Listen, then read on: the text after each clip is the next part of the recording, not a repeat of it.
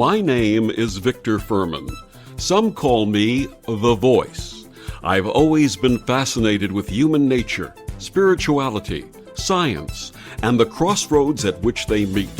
Join me now and we will explore these topics and so much more with fascinating guests, authors, and experts who will guide us to Destination Unlimited.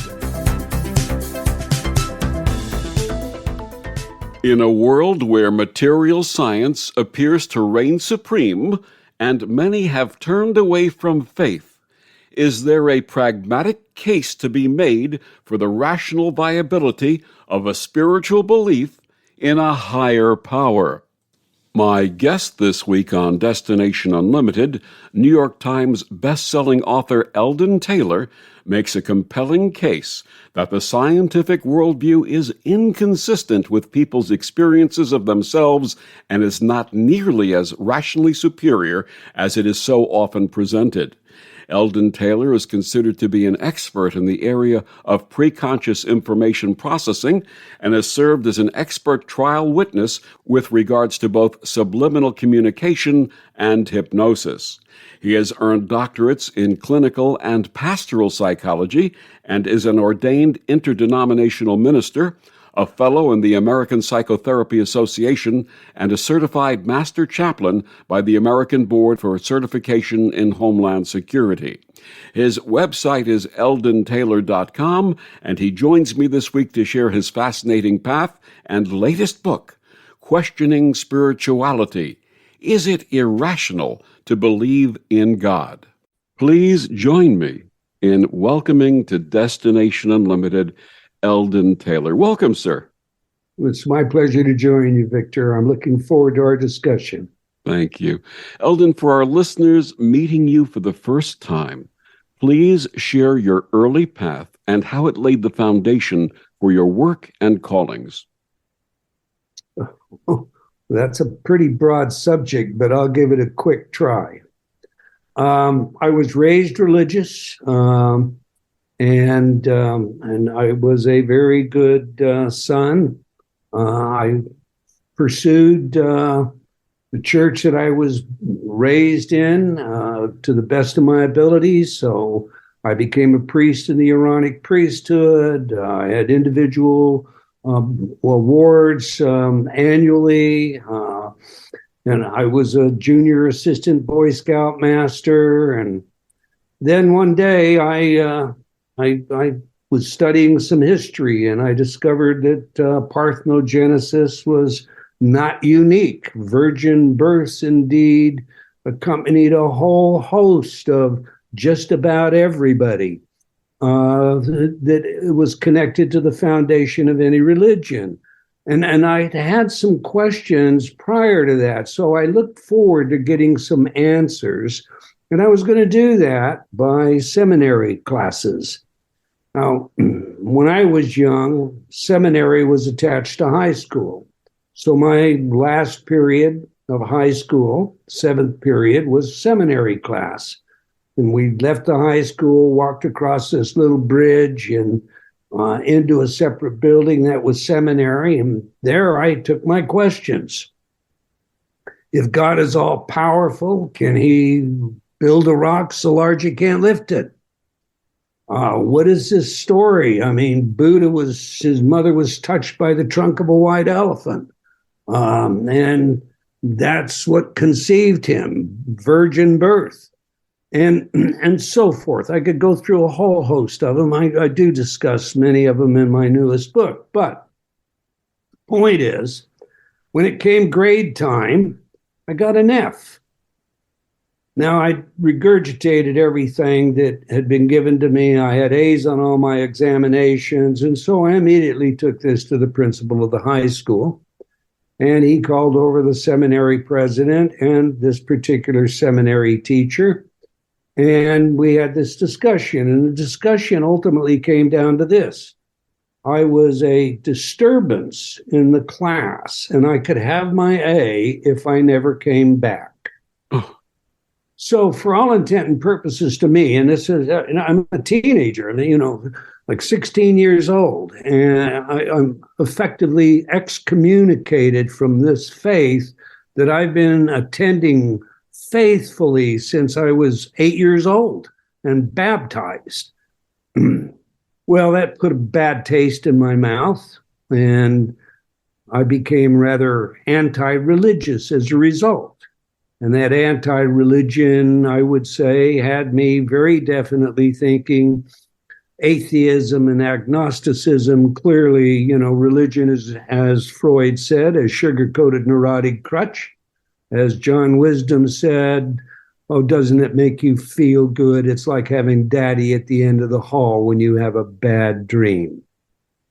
But as life would deliver itself, I was with a young woman, and we were going to go to a dance that evening, and I was driving my car into this little community called Woods Cross, and it was basically a railroad community. And as I entered the tracks, my car stalled, almost like it was a Hollywood script. The arms came down, signal arms. Train hit the car. I know that the train was doing over 100 miles an hour and had nearly 100 cars on it because the woman that was with me was injured and her family sued the railroad, and there was a court case. And of course, I testified in the court case. But here's the point. I was in the car when the train hit the car. I was the driver. Connie that was the young lady with me, had her hand on my leg. I told her, sit still. Let's not try to get out of here. I'll get the car started. I had no idea that train was coming that fast, but I was afraid that if we tried to get out of the car, it would get drug over one of us. So when the train hit the car, it smashed the driver's side. The driver's side of the car wasn't any higher than 2 feet. Connie was pinned in the car and had to be cut out. Time passes. I'm standing in a field. I'm looking at all sorts of emergency vehicles that surround the smash of this car and on the highway, and it occurs to me, Connie, is she okay? So I run to these vehicles. They're maybe 100, 150 yards away. They try to stop me from getting to her. They're just taking her into the ambulance until I tell them I'm the driver. Now, here's the story, Victor. I don't know how that's possible. I was in the car when the train hit the car. It crushed the car so badly, dragging it down the tracks, the cattle guard hooking into the driver's side and tearing the frame apart. I should be dead. How I got into that field, not a scratch or a mark on me, I have no way of accounting for. At least no way of accounting for in the empirical sense. I'm a scientist, and so when I say in the empirical sense, I'm thinking of science itself. I have a great reverence for science, but there are unexplainable events that occur, and they occur to many people. And this was one. Well, it was a turning point to me, a turning point in the sense that I could no longer just assume that we're part of the world that it has evolved, and that evolution destines us to, from dust we are to dust we will become, and that's the end of the ball game. I could no longer be in that place. So for years, I have occasionally studied as much philosophy and comparative religion as I could get my hands on. And in fact, my minor and my undergraduate, I had almost as many hours in philosophy as I did in my major. I found myself, by way of vocation, a criminalist. So I'm using my education, my degree to practice lie detection. I was a licensed lie detection examiner, supervise investigations, and do the work of law enforcement. In the course of that, and I talk about some of this in Choices and Illusions, another of my books, but in the course of that process, I became pretty jaded. I guess that's the best way to say it. I mean, here, Victor, one day I was feeling so off that I just needed to cleanse myself. And so I decided I'd go to church the next day. And come Sunday, I went to a church. And it wasn't a church that, was one I'd ever attended before. And I arrived a little early, and they had a little kind of a bookstore set up at the back of the church itself, and I was over there, and I see a person that I know I'm going to be involved with in the next week. This individual is not the nicest person in the world from a standpoint of what shall I say, maintaining reverence for the law. And then I see the people that are going to be bringing the basket for donations down the aisle, and I recognize the female, and there too is an issue. And I can't stay in the church, because at this point I'm looking at people as though they're all criminal. They're all liars. They're all cheats. And so I leave the church. Well, I decide I'm going to go on this little bit of a sabbatical, and I do, and I have a friend of mine drop me off in the middle of the Mojave Desert, and I spend a weekend in that desert, 3 days, and in that process, I guess I could say I had a deep change that came about. Some people would call it a dark night of the soul. I'm not going to put a name to it, but when I came back, I decided that I had to do something else in what I was doing, practicing criminalistics. And at that point, a friend of mine said to me at the Utah State Prison, I know that you're working on this technology and you've been using it in your lie detection. Do you think this technology could assist us at rehabilitating inmates? That technology today is called InterTalk, but it's a form of dichotic masking that the public would just think of as subliminal. Not subliminal as in buried, not there, because you will detect voices. It's an audio illusion, but it's a patented technology. Anyway, at the time it wasn't. I had just been using it in the lie detection practice to relax the subjects that came in and to minimize inconclusives and hopefully to encourage confession rates, which it had done very well at, and other agencies were using it. So I agreed with Lee Liston at the Utah State Prison to attempt a good study, and we'd run a study out there, and we'd see if this technology could possibly interdict recidivity rates, at least lower hostility and aggression. I enlisted a friend of mine, Charles McCusker, who was a state psych man, and using, computer facilitation, augmenting the Fowler lens, we delivered the MMPI to the Minnesota Monophasic Personality Inventory to an inmate population who had volunteered to participate in this study. I'd gone through an explanation of what was going to be involved and how it was going to be involved, so they knew everything that was going down. They took the pre-test, they took the post-test, and basically the MMPI and the pre-test didn't tell us anything. So I'm getting ahead of myself. So at any rate, we then had conversations with him, and these conversations essentially came down to they did not accept responsibility for their actions, but for the grace of God, there go you. was a matter of, you heard stories like my daddy was an alcoholic, my mommy was a prostitute, the neighbor boy mainlined me when I was 8 years old. But you could have two brothers come out of the same home, Victor. One would be a surgeon in a teaching hospital, and the other could be in the prison system. It was not about their environment as much as it was about their choices and their failure to take responsibility for it.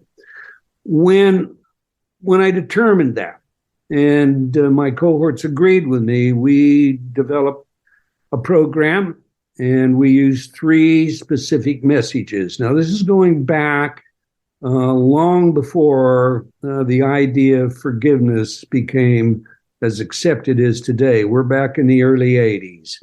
I forgive myself. I forgive all others. I am forgiven.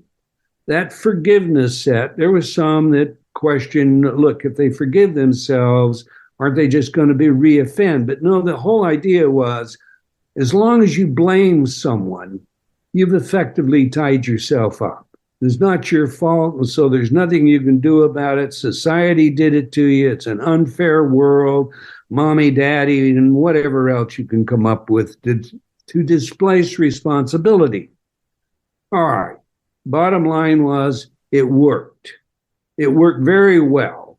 Enough that the prison system installed a voluntary library for all inmates, and they installed it in the different facilities, youth offenders to max. And it was cloned out to other prison systems. That was a turning point in my career. People started asking me about what it was, how we did this. And the net result was I wrote a book, and then people wanted the technology. Well, if you can do this, well, we had discovered in the prison system, to digress just a tiny bit, that when you create a voluntary library, what the inmates want to do is build muscle strength or become more athletic or master their GED.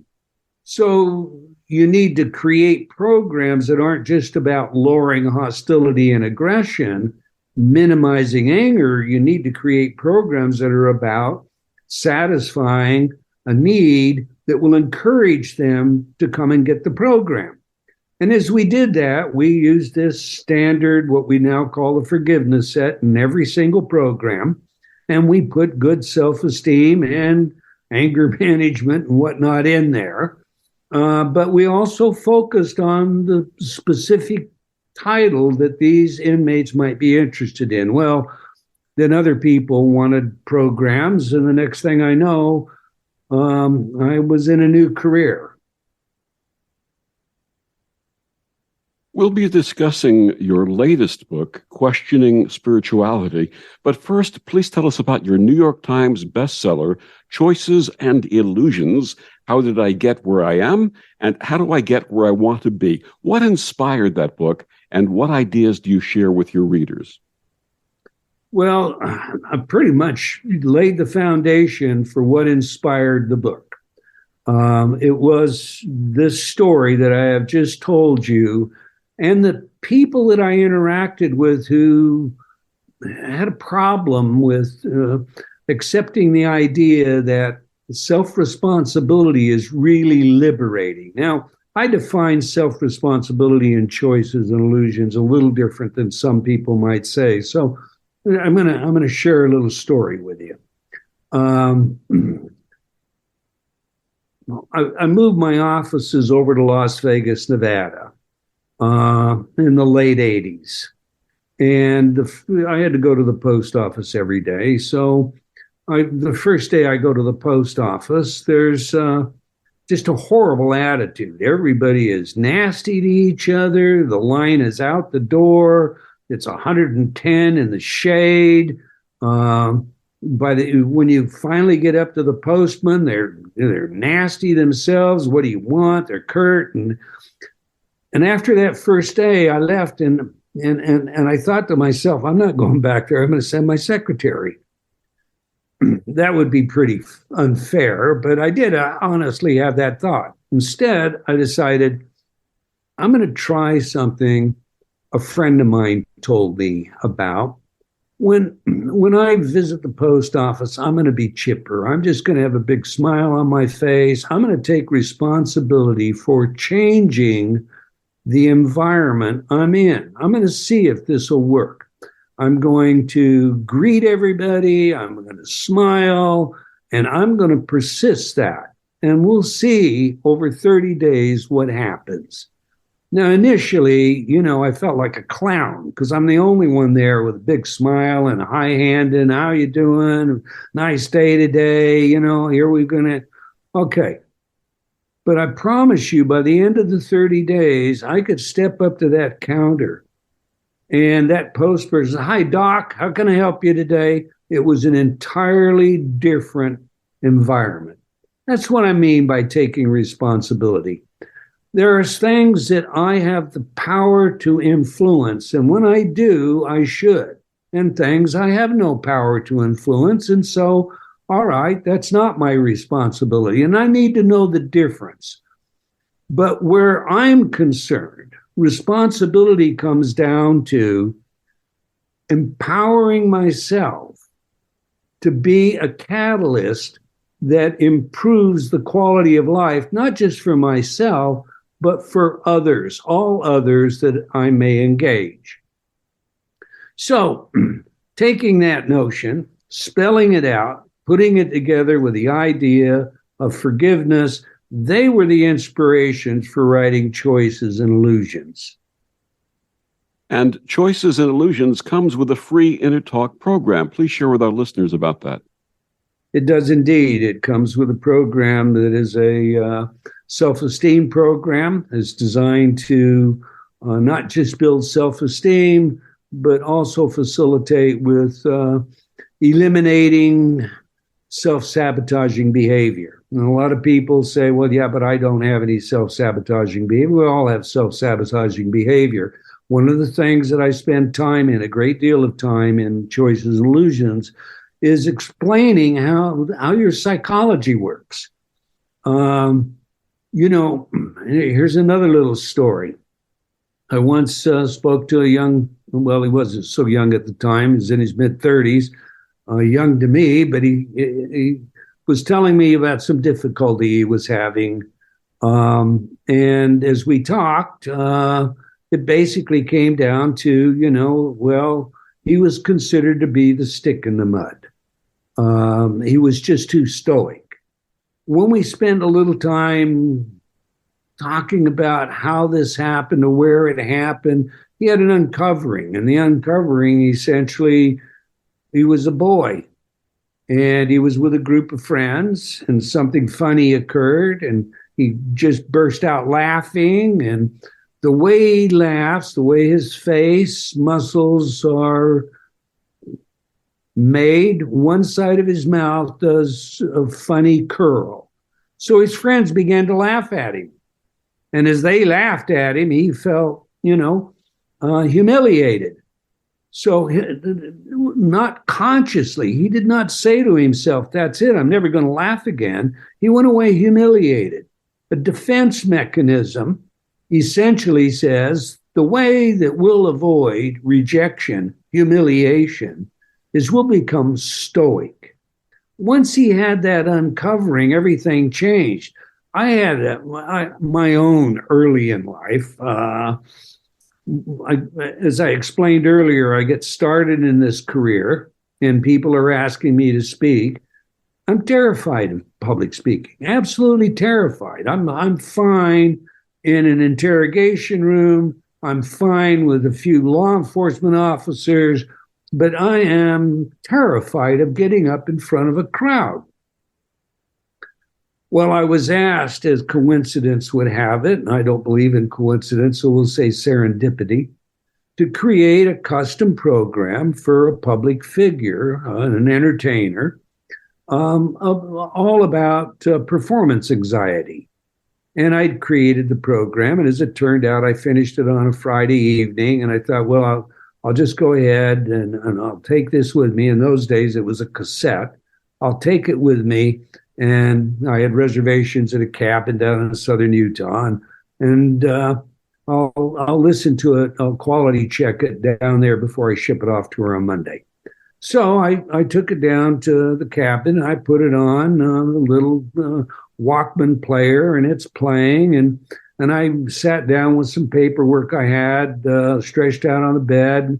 It was late at night, maybe 11 o'clock, and I fell asleep. The program playing in the background, and I had a dream. And in the dream, my mother took me by the arm, put me out in the middle of a family gathering and said, "My son sings." And I sat straight up in bed. When I was a boy, I wanted to be a singer. Now I'm 6, 7 years old. And there was a television show called Hit Parade where the number one songs were played, and the current number one was Vio con Dios. Well, I had learned Vio con Dios, and I was singing it in the shower, singing it to everybody.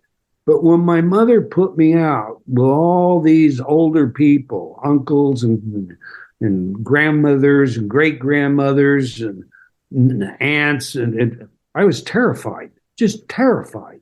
My voice broke up and I ran out of the room. My own unconscious process is what stopped me, or what caused me to be so fearful of public speaking.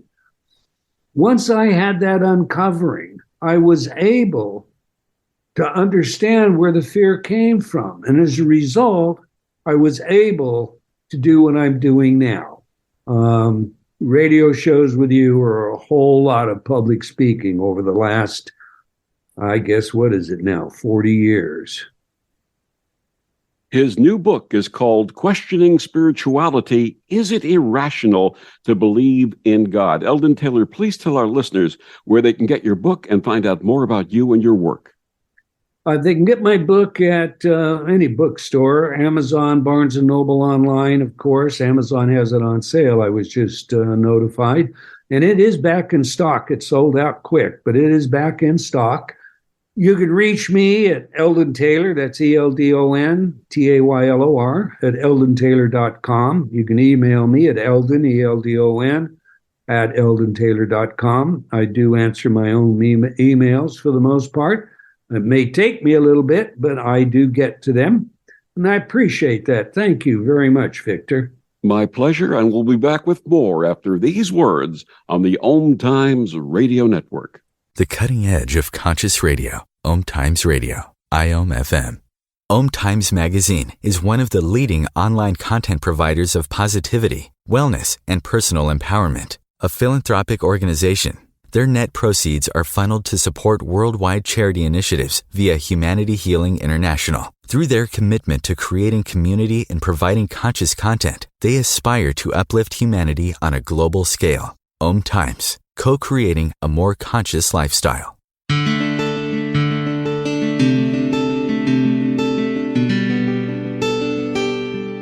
Back on Destination Unlimited, my guest this week, Eldon Taylor, his new book, Questioning Spirituality.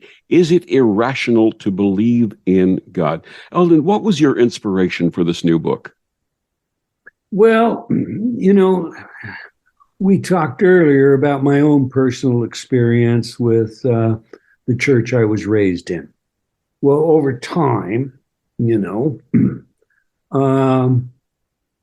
we've seen a real change in education since the 60s.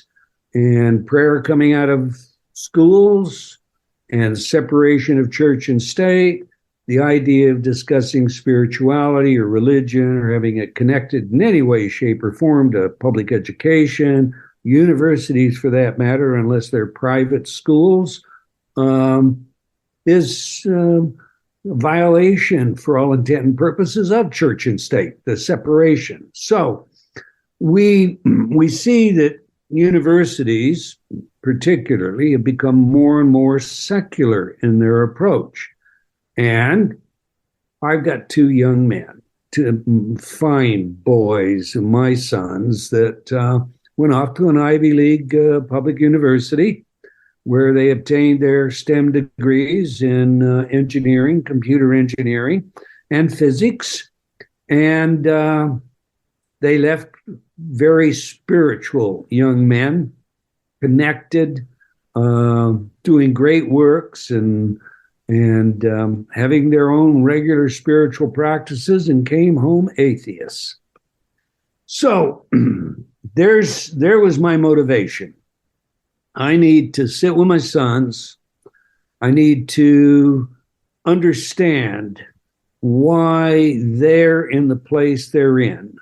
What is it that they've come to associate with that now gives rise to their disassociation from the sense of there being a higher power? And what it comes down to is they're educated that it's irrational to believe in a God. It's irrational to believe in a higher power. Indeed, that's a Santa Claus analogy.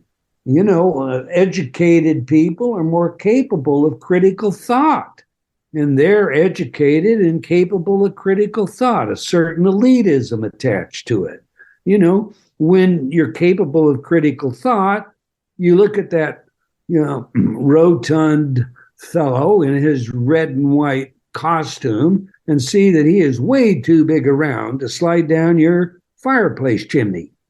And some of those gifts you get, like that bicycle, there's no way it goes down that fireplace chimney. So to think that Santa Claus is real is nonsense. Well, to think that there is such a thing as an all-good God and look into the world and see everything we see that is starvation and plagues and natural disasters. What do you mean by all good God? That to look at the dogma and to read the Bible as a case in point and see Job deprived of his family, his wife, his children, they're all taken. He's beset with pain and despair. So the Lord can win a bet and then give him back everything? What? The replacement wife replaced his first wife? I mean, these are the kinds of attacks that are made on what I think of as dogma. And I mean dogma in the sense that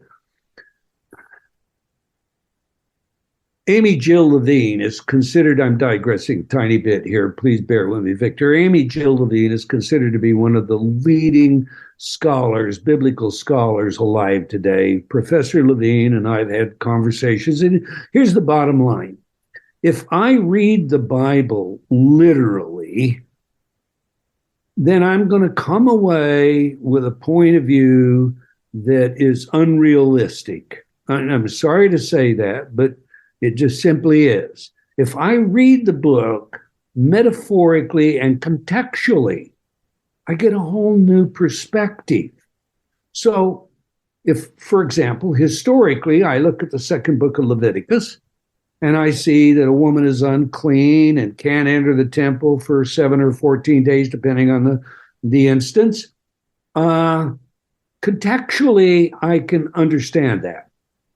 I understand that, the Old Testament is, after all, a record of Yahweh's intercourse with the Jewish people. So we're looking at a time when understanding disease and bacteria and so forth is quite different than what it is today. We're looking at cleanliness issues. We're looking at superstition. Contextually, I understand the book of Leviticus. But if I look at it literally and make it apply today, it's nonsense. Simple nonsense. If you say that the Bible is the literal word of God, except for this verse or except for that verse, well, then you're not being true to what you're trying to say. So when we look at it metaphorically and we see the story of Job, we can come away with an entirely different metaphor. And the metaphor has great teaching power. And so to me, I look at this book not as literal, but as a instrument that is full of great values, truths, not unlike many of the other books. We read in the Upanishads and the Vedas. Arjuna is a case in point. Goes to Krishna.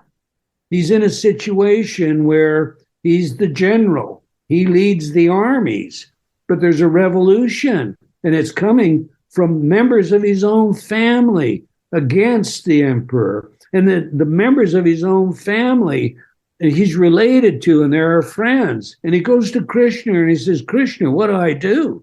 How do I lead an army against my family and friends? And the message comes down to duty. What is your duty? That's what you do. Well, that's a great teaching metaphor. Okay? If we use these things as metaphors and we look at them in context, there's tremendous value. But if I say the earth is only 7,000 years old, I've got a problem. And science has a problem. And I just walked out on a plank. And I know there are many people that say that. But, if I say, and there are religions, Christian religions that well, let me put it differently. Martin Luther said, whoever wants to be a Christian should tear the eyes out of his reason. In other words, reason is an enemy of religion. Now, there's basically three positions you can take with regard to, is there a higher power? Is there not a higher power? Science and religion. So you can say science and religion are inherently in conflict. And boy, did I just ever give you conflict, the kind that they gave my sons in school. But there's a second position, and that's science and religion are inherently not in conflict. Well, that's just false to fact through history. The position I take, a third one, is that science and religion are potentially in conflict. It's not irrational, and indeed, I demonstrate that it is more rational to believe in a higher power using logic, reason, and science than not to believe in a higher power. But I digress for a sec. Again, there are two kinds of reason. When you look at logic, we have theoretical reasoning, and we use theoretical reasoning for many things, including how we put somebody on Mars. And there are practical decisions that are made every day by each and every one of us, and that's called practical reasoning. Okay, I wake up in the morning. I'm not feeling the best. I wonder if I've got some new flu. I hear that's going. Maybe I should see the doctor. Yeah, maybe I could get an antibiotic and I could stop. But I've got work to do today. I'm going to make a decision. Do I see the doctor or not see the doctor? That's a practical decision. I'm going to make a practical decision every single day. Practical reasoning should be outcome oriented. In other words, as a result of the decision I made, do I go to the doctor or not go to the doctor? I should have advanced my optimal health, wellness, longevity, happiness, etc. That makes perfect sense. When I look at spirituality from a practical reasoning standpoint, I discover, well, let's see, you'll live longer, you'll be happier, there'll be fewer divorces, you'll enjoy greater health throughout your life, your blood pressure will be lower, your anxiety levels will be lower, depression levels are much lower, Self-esteem issues are much higher. I mean, self-esteem, your general sense of self-esteem is higher. In other words, from a standpoint of quality of life, I'll have a higher quality of life. I'll live longer, be healthier, endure fewer diseases, etc. If I do believe in a higher power, I will have a warmer sense of community and a stronger sense of purpose, a meaning that underlies my life if I do believe in a higher power. Okay, well, that's just straight practical reasoning. There are other reasons as well that go beyond health, wellness, and happiness, all right? But that's a pretty big area. My sons also said to me, well, okay, when we got through all these studies and we talked about this difference, they said, well, okay, but Dad, there are these other issues, it's like the spiritual practices that help people do better in life that you're talking about.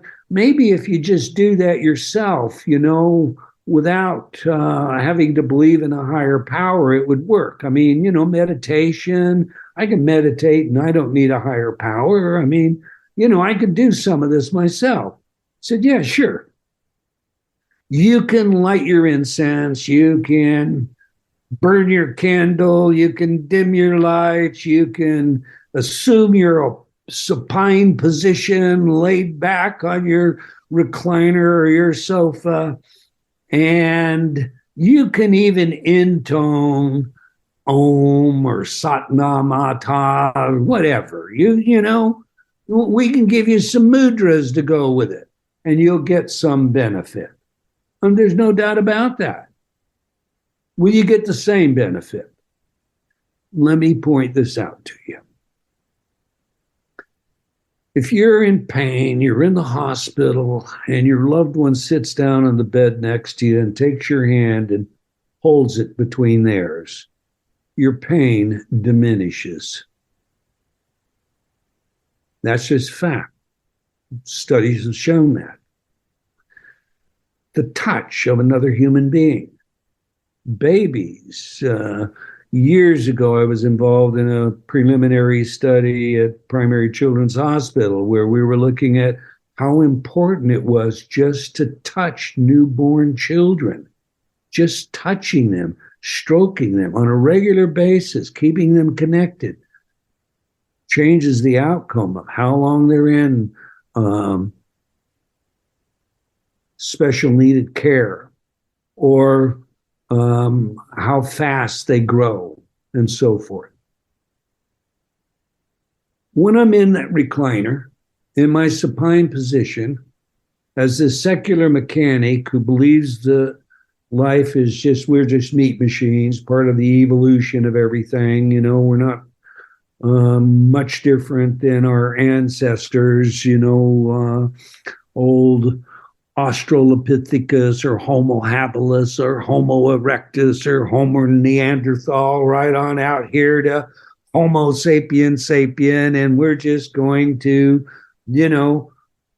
become one with all, in the sense that when we end, our atoms will be in trees, and they'll be in water, and they'll be in air, and they'll be in rock, and we're just meat machines, just part of the evolutionary process, period, end of quotation.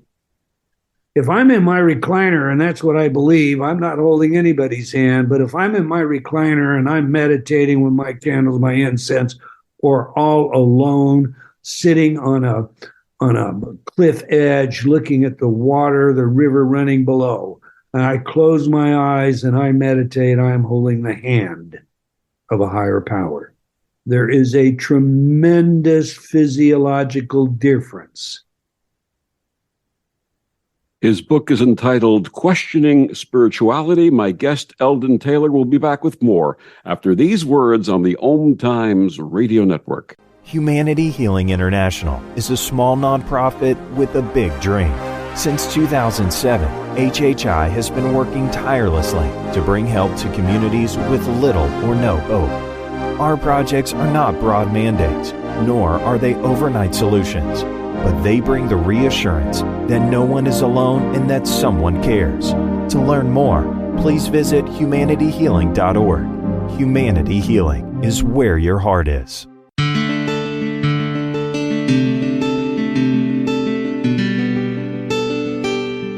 Back on Destination Unlimited, my guest this week, Eldon Taylor, his book, Questioning Spirituality, Is It Irrational to Believe in God?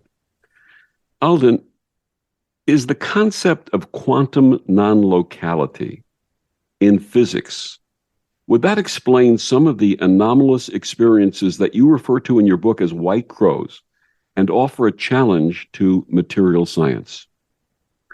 Theoretically, and I say theoretically because there's little argument that consciousness is not just a local event. But stretching one into the other, I hesitate to do. And the reason, I mean, there's several reasons for it. First of all, I've got a son that's a physicist, and he would say, under no circumstances, Father, should you do that, because you're talking about apples and oranges. And so I'm just going to leave that there and say, it's one thing for somebody to say, well, let's take the classical split view experiment, where I can look at it at one moment and I have a particle, and I look at it at another moment and I have a waveform. And because of this split slit and consciousness acting with it, I suddenly get the notion that consciousness is acting on it. And therefore, if I expect it to be, well, that's erroneous.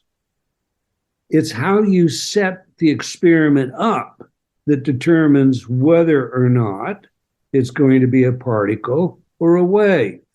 So physicists, there are, you really got me into a complicated one here, Victor. The school of thought at large is that there are some folks out there who will hang physics as an explanation for consciousness based on propositions such as those that have been discussed at this point.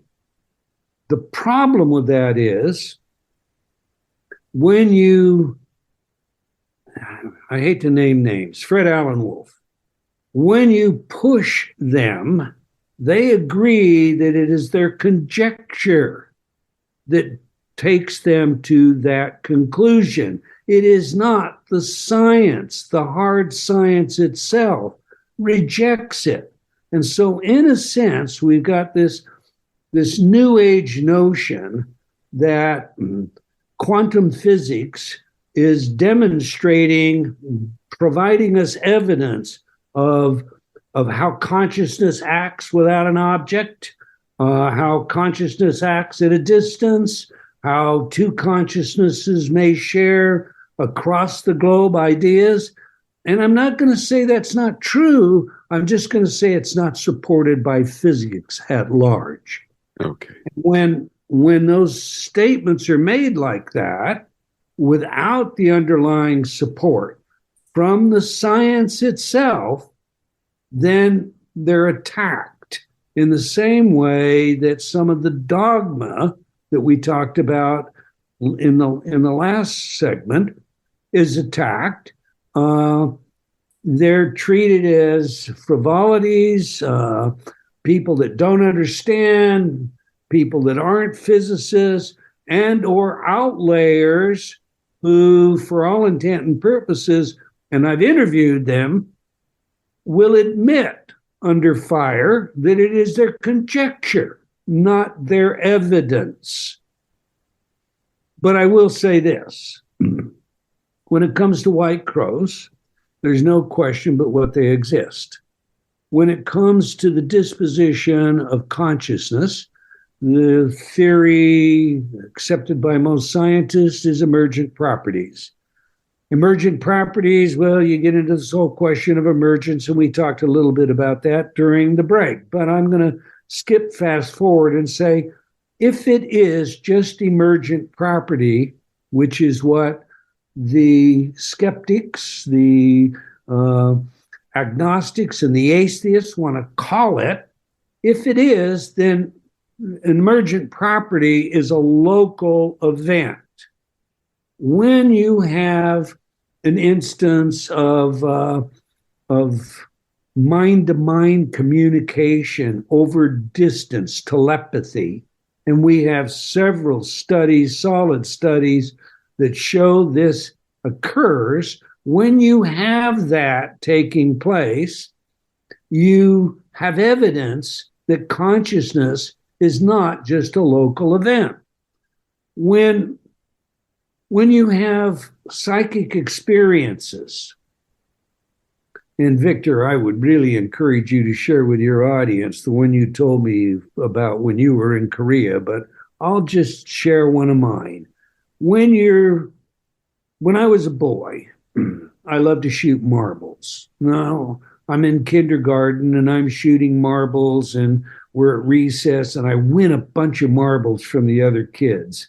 And my pockets are stuffed with them, the bell rings, and I run inside, and I'm looking at them, and I've got cat eyes. I've got some beautiful marbles. I'm really excited. And then I can't find my taw. My taw's missing. My taw was my shooting marble. Without it, I can't shoot. I mean, marbles, they can be too slick or too sticky. This was the perfect shooting marble. I'm in a near panic. School lets out. I go outside. I go right to where we were shooting the marbles, and it's nowhere around. I walk around. I'm searching for this marble. Now I'm just I guess I'm maybe 6 years old, and I'm just really wrecked with emotion that I've lost this tar marble. All these marbles I won weren't worth that tar, and I stop.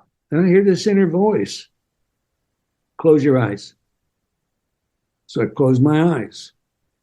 And then these directions, take 8 steps straight ahead. I take 8 steps, whatever. I don't remember how many steps, so I'm just telling a story now. Stop. Turn to your right, go 4 steps. Stop. Look down. I do. And there's the marble. And I'm doing this with my eyes closed. I'm here. Okay, that's the kind of thing that we think of as a white crow. I had the good opportunity to talk to Orlando Harrelson, and he's one of the leading researchers in reincarnation. And he's interviewed hundreds of young people. In fact, he's got a study that more than 100 young children were involved in. These are children typically under the age of 10, that recall details. So many details about prior lives that when they're taken to a home where they say they lived and their brother still lives maybe, and they go in and they've named the uncles and the aunts, and they identify some in pictures, and then someone comes in and they say, oh, I understand. Well, you know me. I was your great aunt. You used to, that overtly trying to trick these children. The children look at them and say, no, you're not. I don't know you. Some really incredible research. Now, reincarnation, maybe they reincarnated, but maybe also they're just picking up thought forms. Whatever, we're demonstrating that consciousness is clearly not a local event. It's connected in a much larger scheme of things. Those are the kinds of things that evidence consciousness to be much more than some emergent property like our young people get told nowadays by agnostics and atheists, or how they explain that this meat machine, this evolutionary byproduct of millions of years of evolving has come to exist and have the degree of consciousness that we do have. Absolutely. My guest, Eldon Taylor, his new book, Questioning Spirituality, Is It Irrational to Believe in God? Eldon, one more time, please tell our listeners where they can get your books and find out more about you and your amazing work. Well, they can get my books anywhere. All the brick and mortar bookstores. I understand Amazon Online has it on sale right now, but Amazon, Barnes and Noble are both back in stock. We sold out initially very quickly, but we are back in stock, and I hope you do go out and get the book. I think it's a good read for anyone and everyone, whether you're questioning your spirituality or you know someone that is questioning it. And you can reach me at Eldon Taylor, ELDON TAYLOR, eldontaylor.com. Eldon, my gratitude to you for joining us today and sharing this work. It's been my pleasure, Victor, and my gratitude to you, sir. I really enjoyed our conversation, not especially, both on the air and off the air. Victor, anytime. Thank you so much, Eldon. And thank you for joining us on Destination Unlimited. I'm Victor, the Voice Fuhrman. Have a wonderful week.